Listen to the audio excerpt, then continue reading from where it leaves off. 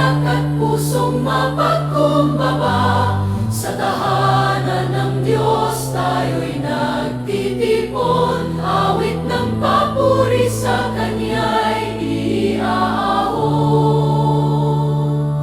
Kristo Jesus, aming ilaw at pag-asa, Ikaw ang daan tungo sa bagong buhay. Sa iyong salita kami pinalalakas, pag-ibig mo'y gabay naming wagas. Espiritu Santo, bumaba ka ngayon, punuin mo kami ng iyong biyaya at lingap, upang sa banal na pagdiriwang na ito, kami maging tapat na lingkod mo. Sa ngala ng Ama, ng Anak at ng Espiritu Santo. Amen. Sumainyo ang Panginoon. At sumaiyo rin. Mga kapatid, sa araw na ito ating pinagdiriwang ang banal na kapistahan ni San Juan Maria Vianney. Siya ang patrono, pintakasi ng mga pari. Ang mga pari ay pinipili, hinihirang ng Diyos. Hindi dahil sila'y perpekto, o hindi dahil sila ay may kagustuhang maglingkod sa Kanya. At tayo ding lahat, mga kapatid, tayo'y tinatawag ng Diyos na maglingkod at hindi paglingkuran.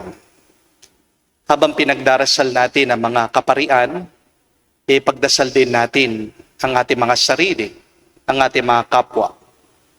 Naway mangibabaw sa ating mga puso ang pagnanais na magbigay ng ating mga sarili sa iba kaysa sa tayo ang paglingkuran, kaysa sa tayo ang pagbigyan palagi. Anong ganda, kay saya siguro ng ating mundo. Mararanasan natin ang langit kung uunahin muna natin ang iba kaysa sa ating sarili. Gaganda, bubuti ang ating mundo, ang ating karanasan, kung magiging kamukha natin ang puso ni Jesus. Na walang ibang ninais, kundi ang tumulong, ang magpakumbaba, ang magsilbi, kaysa sa pagsilbihan. Sa mga pagkakataon na kung saan wala tayong ibang ninais, kundi ang kumuha, magtago, ang mag-ipon, ang magpakasarap sa buhay na ito. At nakalimutan nating magmahal, magbahagi ng ating sarili, kamukha ni San Juan Maria Vianney. Hingin natin muli ang awa at pagpapatawad ng Diyos para tayo ay makitang minsan pa karapat dapat makatanggap sa mga banal na misteryo. Inaamin ko Sa makapangyarihang Diyos at sa inyo mga kapatid, na lubha akong nagkasala sa isip, sa salita, sa gawa, at sa aking pagkukulang, kaya isinasamo ko sa mahal na Birheng Maria, sa lahat ng mga anghel at mga banal, at sa inyo mga kapatid, na ako'y ipanalangin sa Panginoong ating Diyos. kawan tayo ng makapangyarihang Diyos. Patawarin tayo sa ating mga kasalanan. Patnubayan tayo sa buhay walang hanggan. Amen. Panginoon, kaawaan mo kami. Panginoon, kaawaan mo kami. Kristo, kaawaan mo kami. Kristo, kaawaan mo kami. Panginoon, kaawaan mo kami. Panginoon, kaawaan mo kami. Manalangin tayo. Ama namin makapangyarihan, ginawa mo maging uliran ng pagmamalasakit sa kapwa, ang pari si San Juan Maria Vianney. Pakundangan sa kanyang huwarang pamumuhay at pagdalangin. Mapagmalasakitan nawa namin ang kapwa-tao. Alang-alang sa pag-ibig ni Kristo, para sila'y aming maakit sa iyo. At kaisa nila ay aming marating ang kalwalhatian mo. Sa pamagitan ni Jesucristo kasama ng Espiritu Santo, magpa sa walang hanggan. Amen.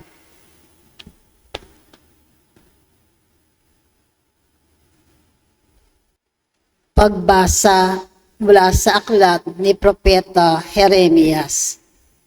Kinausap ng Panginoon si Jeremias at ito ang sinabi, "Isulat mong lahat ang sinabi ko sa iyo. Ito ang sabi ng Panginoon sa kanyang bayan. Wala nang lunas ang iyong sakit. Mabigat ang pinsalang dinanas mo. Walang kagamutan sa iyong sugat. Wala ka ng pag-asang gumaling pa. Nilimot ka na ng lahat ng kaibigan mo. Wala na silang malasakit sa iyo. Ika'y hinampas ko, gaya ng pagsalakay ng isang kaaway. Buong lupit kitang pinarusahan. Sapagkat matindi ang iyong kasamaan at napakarami mong kasalanan. Huwag ka nang dumaing dahil sa iyong sakit. Wala nang lunas ang sugat mo. Ginawa ko ito sa iyo sapagkat napakalaki ng iyong kasamaan at napakarami mong kasalanan." Sinabi pa rin ng Panginoon, "Muli kong ibabangon ang lipi ni Jacob. Pagpapalain ko ang bawat angkan.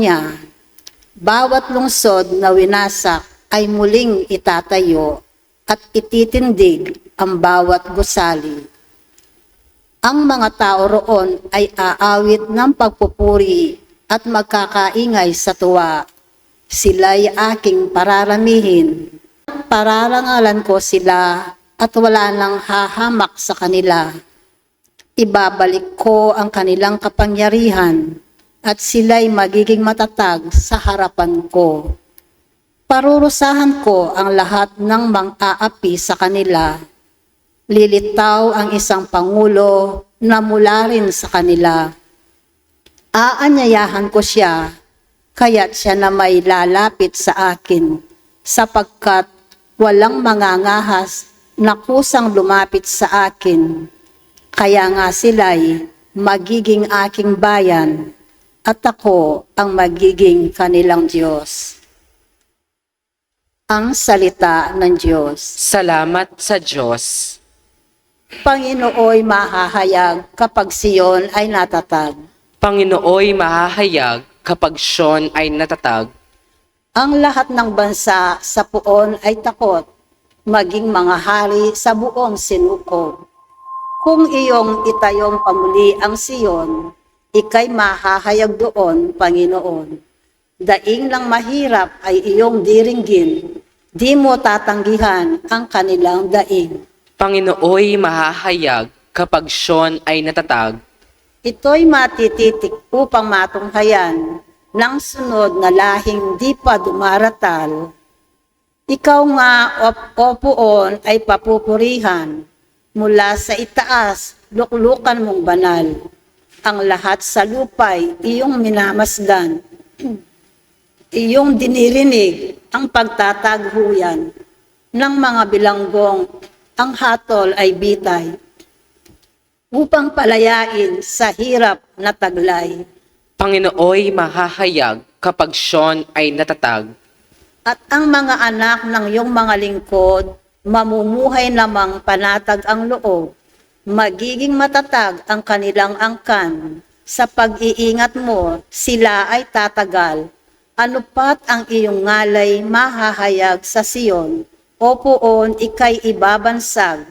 Pag ang mga bansa ay nagsasama-sama sa banal na lungsod upang magsisamba. Panginooy mahahayag kapag Siyon ay natatag.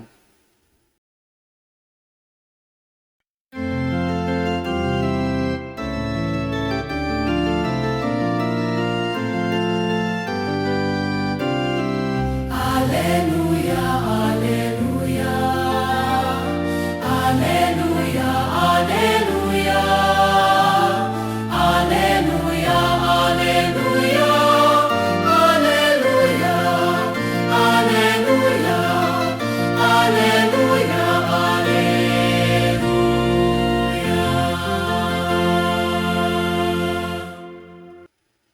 Guro, anak na butihin ng Diyos amang masintahin, ikay hari ng Israel.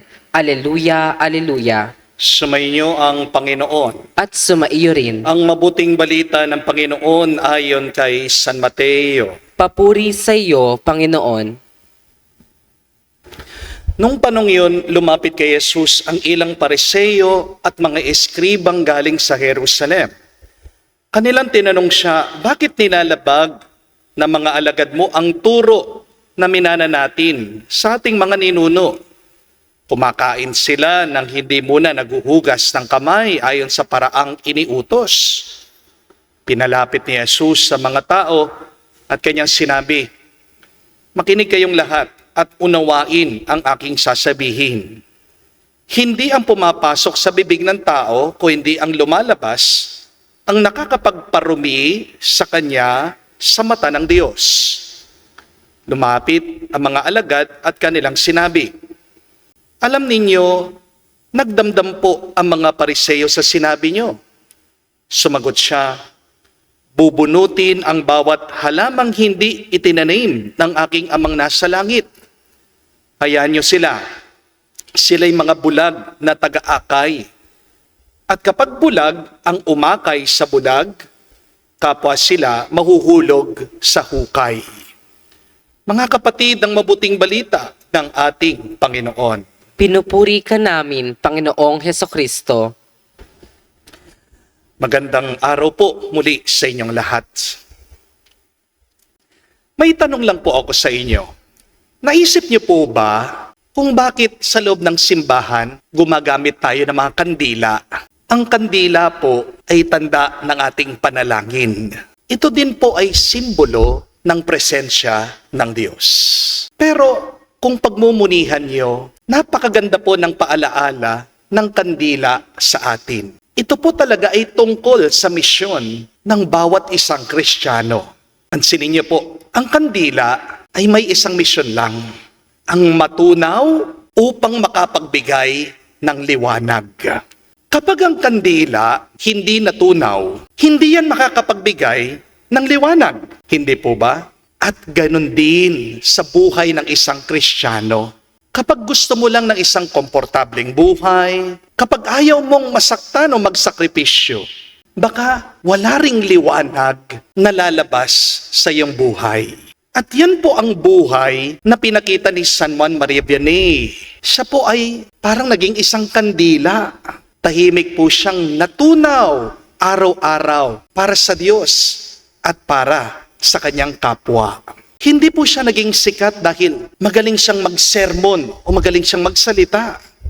Hindi rin po siya naging dakila dahil marami siyang nakuhang titulo. Pero naging banal siya dahil araw-araw nagbigay siya ng kanyang sarili. Ang kwento nga po, ang dami mga tao ang pumupunta sa kanyang parokya para magkumpisa lang sa kanya. Ang kwento, umuupo daw po siya sa confessionaryo for 16 hours. Isipin niyo po yun. Ang pahinga lang po ni San Juan Maria Vianney ay yung tulog at pagkain. Pero napakatyaga niya, nakikinig sa kasalanan ng ibang tao, binabalik sila sa Diyos. Minsan, meron po nagtanong kay San Juan Maria Vianney, Padre, hindi po ba kayo napapagod sa ginagawa niyo? Alam niyo pong sagot nitong banal na pari. Ang sabi niya, bakit ako mapapagod? Kasangkapan lang naman ako ng Diyos. Kung merong mga makasalanan na magbabalik loob sa Kanya, hindi ba ako matutuwa? Mga kapatid, tandaan niyo po, ang pinakamalaking himala na magagawa ng isang pari ay hindi yung husay na kanyang pangangaral, kundi yung pag-akay niya sa mga kaluluwa pabalik sa Diyos. Mga kapatid, kahit na hindi po kayo pari, huwag niyo pong isipin na wala kayong bahagi sa misyon ng simbahan. Dahil nung kayo po ay bininyagan, hindi lang po kayo naging Katoliko, hindi lang po kayo naging Kristiyano sa pangalan. Ginawa rin kayong mga alagad at misyonero ni Kristo. Sa pamamagitan po ng binyag, nakibahagi kayo sa pagkapari ni Kristo. Yung chrism oil na nilalagay po sa bata sa binibinyagan, yan po ay tanda na meron po tayong ugnayan kay Kristo, na meron tayong pagkapropeta, na meron po tayong pagkahari, meron tayong pagkapari.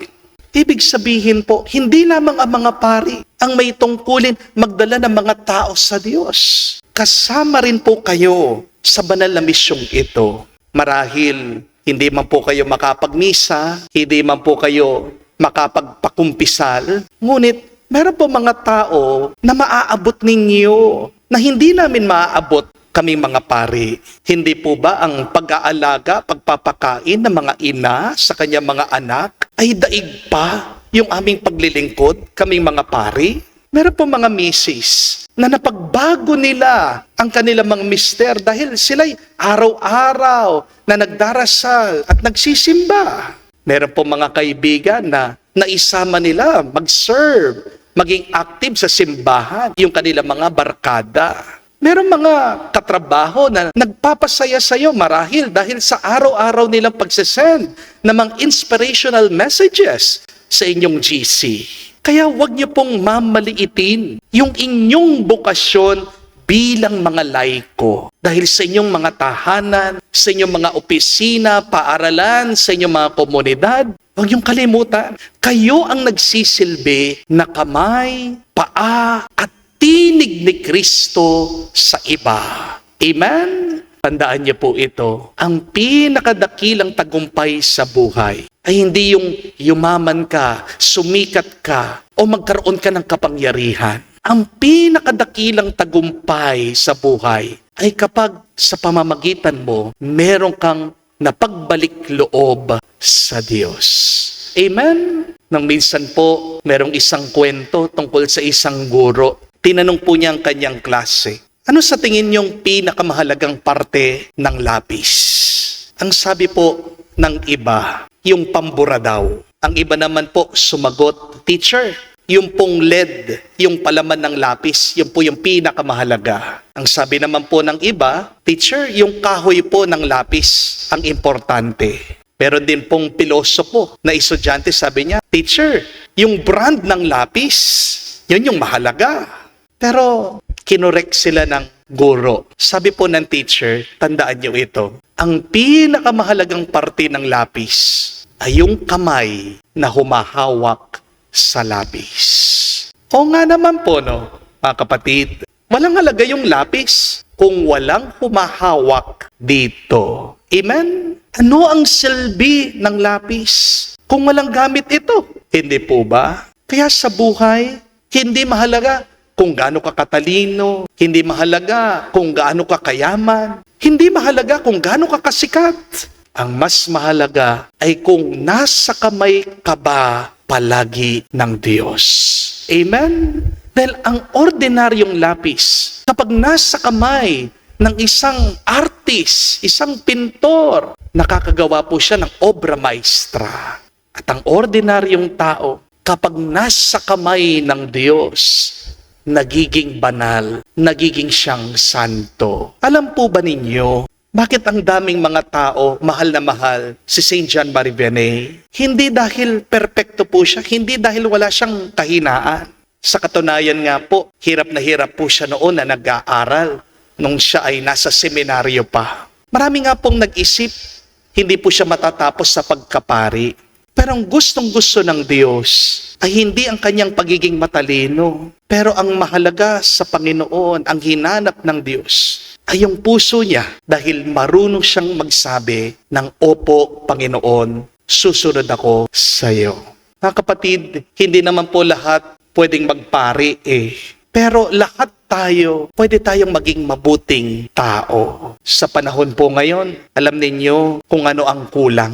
Hindi po matatalinong tao. Marami na pong ganyan. Lalong-lalo na sa social media. Ang dami pong nagmamarunong. Hindi po ba? Ang kulang natin ngayon ay ang mga taong mababait. Di bali na hindi ka marunong. Basta't marunong ka lang magpatawad, makinig, at magpasensya. Ang mas kailangan natin ngayon ay yung mga taong marunong magmahal kahit na walang hinihintay na kapalit. Amen? Kaya ngayon pong kapistahan ni St. John Marie Vianney, ito pong tandaan niyo, hindi po hinihingi ng Diyos na maging extraordinary tayo. Ang hinihingi ng may kapal ay yung maging tapat lang tayo. Dahil sa mundo na puno ng galit, sakit at pananakit, ang mga taong tapat ay very extraordinary. Hindi naman po lahat tinatawag na maging marangal sa pulpito, sa altar. Pero lahat tayo, tinatawag tayong maging marangal sa pamamagitan ng ating pang-araw-araw na buhay na may katapatan at pagmamahal sa Diyos. Mga kapatid, hindi niyo po kailangan maging pari para kayo ay maging banal. Tandaan niyo po yan. Pwede kang maging banal sa bahay niyo, sa opisina, sa paaralan, sa kalsada, lalong-lalo na sa social media, kung magmamahal ka lang kamukha ni Kristo. Amen? At kapag nabubuhay ka ng puno ng pagmamahal, yan ang pinakamagandang homily na maririnig ng mga tao sa buong linggo. Dahil ang pinakamagandang sermon ay hindi yun nanggagaling sa ating mga bibig. Ang pinakamagandang sermon ay yung nakikita nila ang mabuti mong pamumuhay. My dear friends, be faithful in little things. Dahil ang mga santo po, hindi naman sila naging banal dahil sa paggawa ng mga pambihirang bagay. Naging santo sila dahil gumawa sila ng mga simpleng bagay na may pambihirang pagmamahal. Remember that. You do not need to do great things. You just need to do little things with great love. And for God, that is enough. Habang pinagdarasal po natin ang mga kaparian ngayong araw sa kapistahan po ni San Juan Maribene, ipagdasal din po natin ang bawat isa. Huwag niyo pong kalimutan, ang bawat isa sa atin may bukasyon rin. At ano ang tawag ng Diyos sa ating lahat? Ang maging banal palagi sa pamamagitan ng tunay na pagmamahal. At naway sa pamamagitan din natin, mailapit natin ang mga kaluluwa sa Diyos.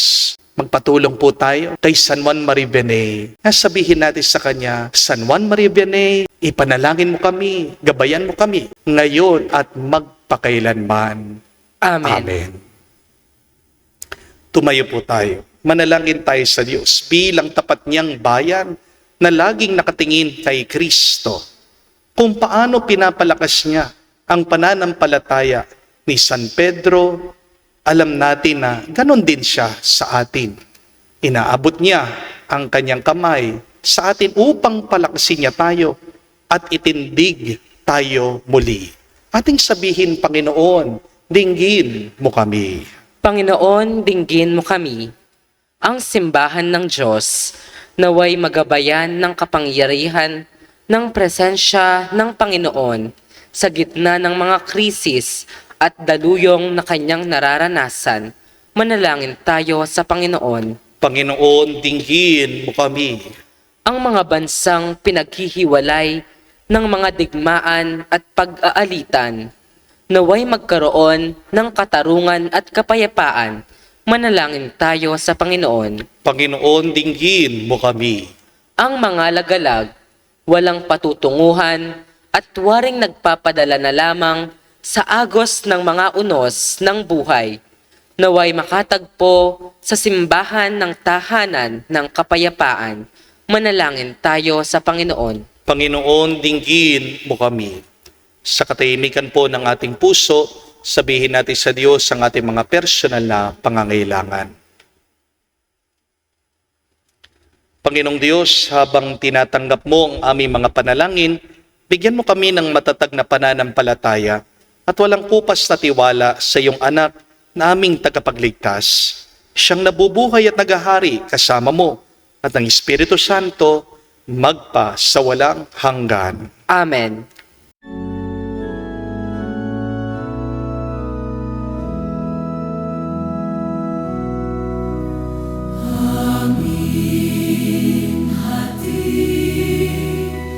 Alay na ito, ang tinapay na nagmula sa pagpapala mo. At tanggapin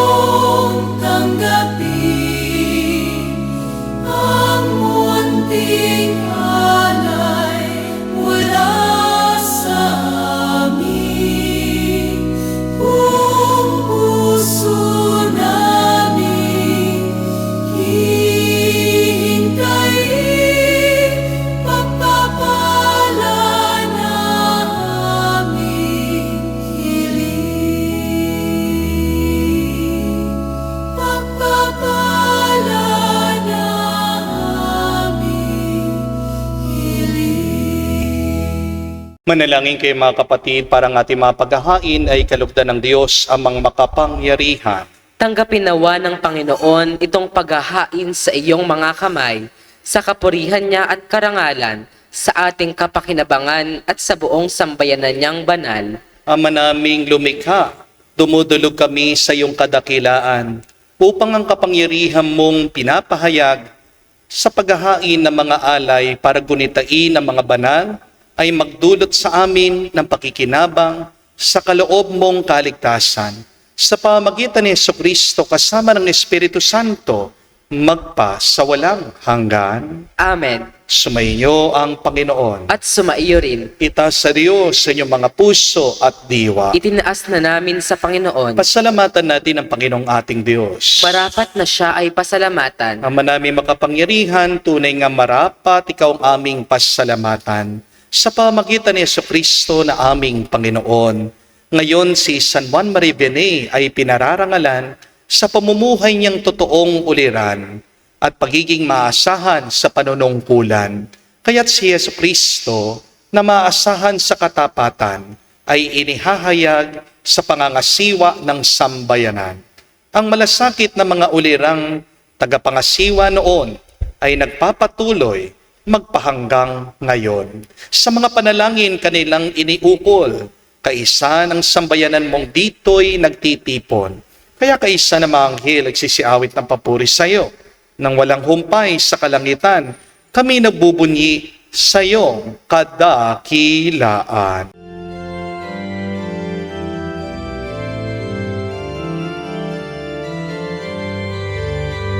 Santo, Santo, Santo, Panginoong Diyos ng mga hukbo, napupuno ang langit at lupa ng kadakilaan mo.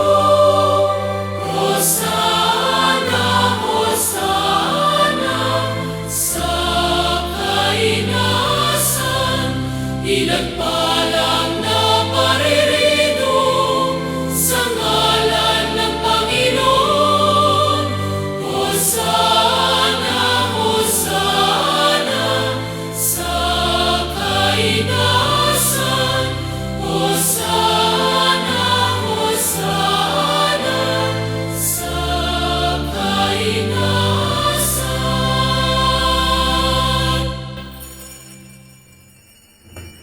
Ama naming banal, ikaw ang bukal ng tanang kabanalan. Kaya't sa pamagitan ng iyong Espiritu, gawin mong banal ang mga kaloob na ito upang para sa amin maging katawan at tugo ng aming Panginoong Jesucristo. Bago niya pinagtiis ang kusang loob na maging handog, hinawakan niya ang tinapay, pinasalamatan kanya, pinaghati-hati niya iyon, inabot sa kanya malagad at sinabi, tanggapin ninyong lahat ito at kanin. Itong aking katawan na ihahandog para sa inyo.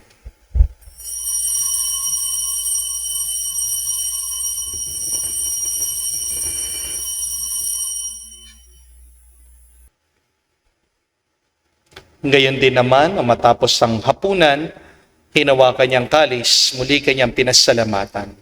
Nabot niyang kalis sa kanya malagad at sinabi, tanggapin ninyong lahat ito at inumin. Ito ang kalis ng aking dugo, ng bago at walang hanggan tipan. Ang aking dugo na ibubuhos para sa inyo at para sa lahat. Sa pagpapatawad ng mga kasalanan, gawin ninyo ito sa pag-alaala sa akin.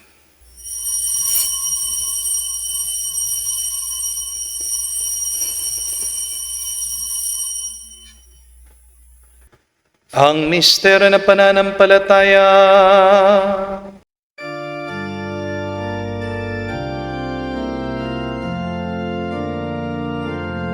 Si Kristo ay namatay, si Kristo ay nabuhay,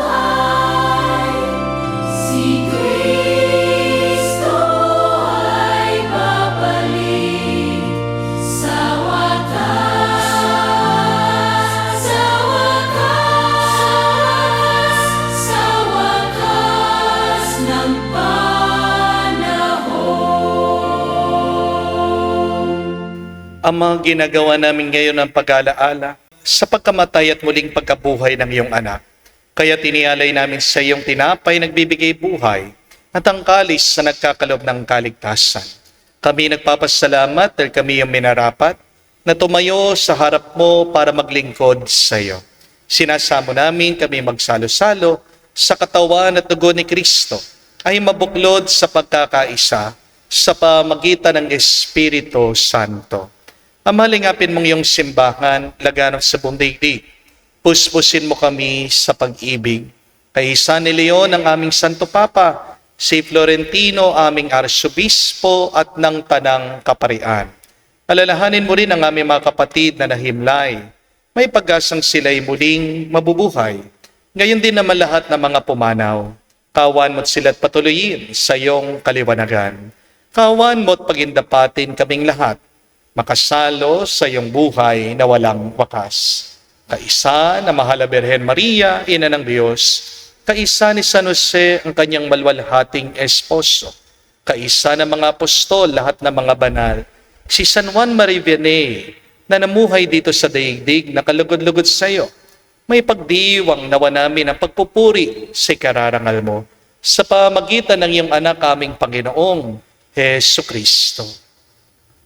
Sa pamamagitan ni Kristo, kasama niya at sa Kaniya, ang lahat ng parangal at papuri ay sa iyo, Diyos Ama, makapangyarihan, kasama ng Espiritu Santo, magpasawalang hanggan.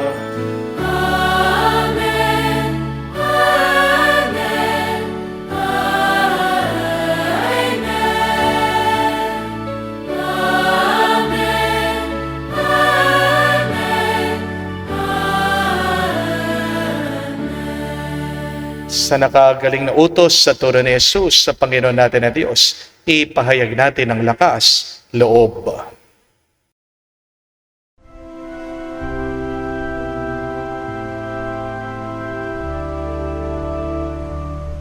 Ama namin, sumasalangit ka, sambahin ang ngalan mo, mapasa amin ang kaharian mo, sundin ang loob mo dito sa lupa para nang sa langit. Bigyan mo kami ngayon ng aming kakanin sa araw-araw at patawarin mo kami sa aming mga sala para ng pagpapatawad namin sa nagkakasala sa amin. At huwag mo kaming ipahintulot sa tukso at iadya mo kami sa lahat ng masama. Iniiling namin kami iadya sa lahat na masama, pagkalooban ng kapayapaan araw-araw, iligtas sa kasalanan, ilayo sa lahat ng kapamakan, samantalang aming pinanabikan ang dakilang araw ng pagpapahayag ng tagapagligtas naming si Hesu Kristo. Sapagkat iyo ang kaharian at ang kapangyarihan at ang kapurihan magpakailanman. Amen. Panginoong Hesu Kristo, sinabi mo sa mga apostol, kapayapaan ang iniiwan ko sa inyo. Ang aking kapayapaan binibigay ko sa inyo. Tunghayan mo ang aming pananampalataya at huwag ang aming pagkakasala. Pagkalooban mo kami ng kapayapaan at pagkakaisa ayon sa iyong kalooban. Kasama ng Espiritu Santo, magpa sa walang hanggan. Amen. Kapayapaan ng Panginoon ay laging sumainyo. At sumaiyo rin. Magbigayan po tayo ngayon ng kapayapaan sa bawat isa. Peace with you po. Kapayapaan po sa inyong lahat.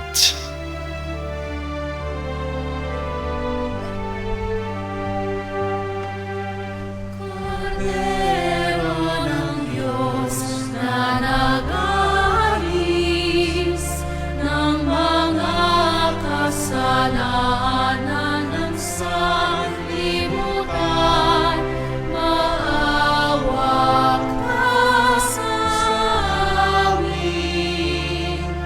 Maawa ka sa amin.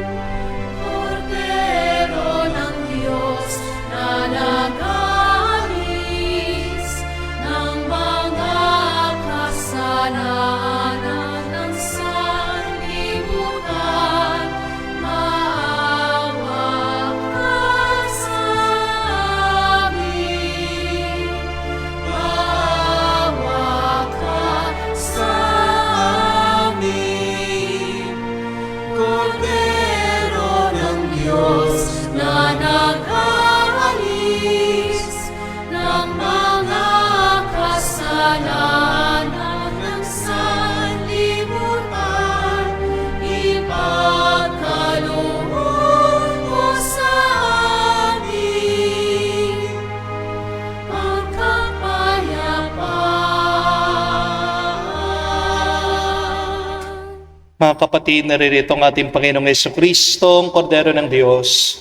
Siya nag-aalis ng mga kasalanan ng sanlibutan. Mapalad tayong lumalapit sa piging ng Kordero. Panginoon, hindi ako karapat-dapat na magpatuloy sa iyo, ngunit sa isang salita mo lamang ay gagaling na ako.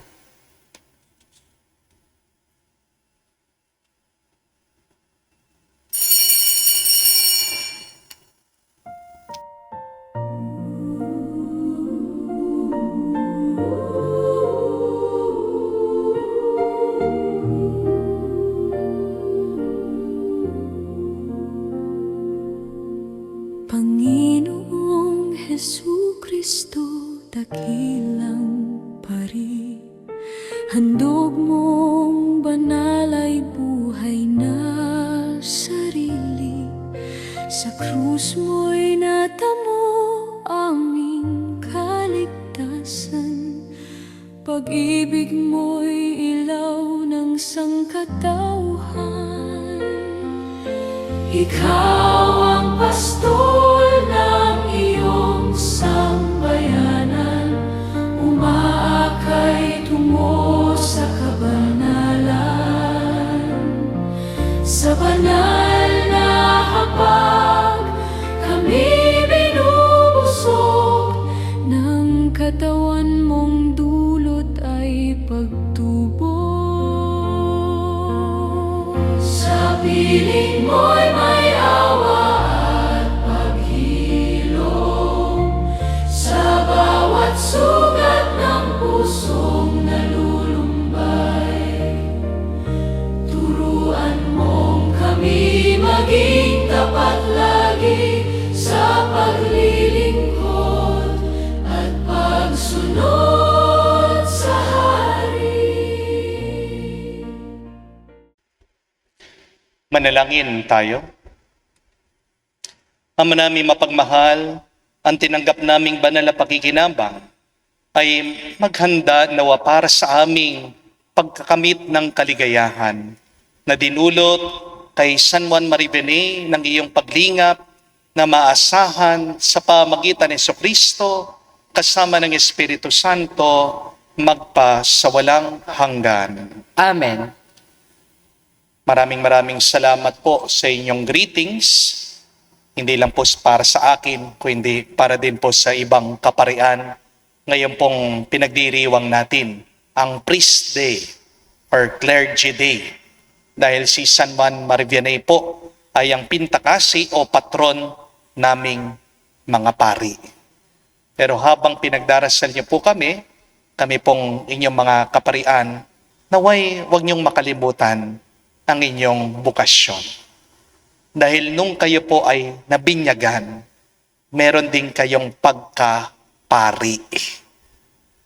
Baka hindi niyo po alam, kapag meron pong namamatay na tao o sanggol, kung hindi po sila nabinyagan, kayo po bilang Katoliko, bilang Kristiyano, pwede niyo po silang binyagan.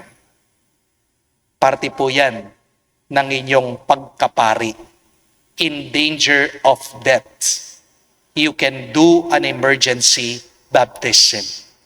Lalong-lalo na po yung mga nurses sa inyo, mga doktor sa hospital, kung sa tingin niyo po hindi pa nabinyagan yung bata at naghihingalo, malapit na pong pumanaw, you can do an emergency baptism. Kumuha lang po kayo ng tubig, sabihin nyo lang po, I baptize you in the name of the Father, the Son, and the Holy Spirit. Kung pong nabuhay yung bata o yung tao, pwede naman po kumpletuhin yung binyag sa loob ng simbahan. Pero kung sa kasawiang palad, siya po ay pumanaw, tayo po ay nagpapasalamat dahil naging instrumento ka ng kaligtasan ng kanyang kaluluwa. Yan po yung bukasyon ng bawat isa sa atin. Naway maging daan tayo ng paglapit ng kaluluwa ng ating kapwa sa Diyos. And your other vocation is to be holy. At ano pong ibig sabihin ng pagiging banal? Hindi yung makamundo. Ibig sabihin, hindi ka kamuka ng ginagawa, ng kalakaran ng mundong ito. Pero ang taong banal ay kamukha ng Diyos. At sino ba ang Diyos? Siya ay pagmamahal. Kaya pag sinabi mong ikaw ay banal, ibig sabihin, ang iyong pamumuhay ay punong-puno ng pag-ibig at pagmamahal. Kaya mga kapatid, sana maalaala po natin ito sa ating pang-araw-araw na pamumuhay. Maraming salamat po sa inyong panalangin. At kami po mga kaparian, palagi kayo kasama sa aming dasal at panalangin. Hari nawa, pagdating ng araw, tayo pong lahat ay sama-samang magkita sa kaharian ng Diyos sa kalangitan. Yan ang panaginip natin. Sumainyo ang Panginoon. At sumaiyo rin. At kayo basbasan ng Diyos, makapangyarihan sa lahat, sa ngalan ng Ama, ng Anak, ng Espiritu Santo. Amen. Ang ating misa ay natapos na. Pumayo kayo sa kapayapaan ni Kristo. Salamat sa Diyos.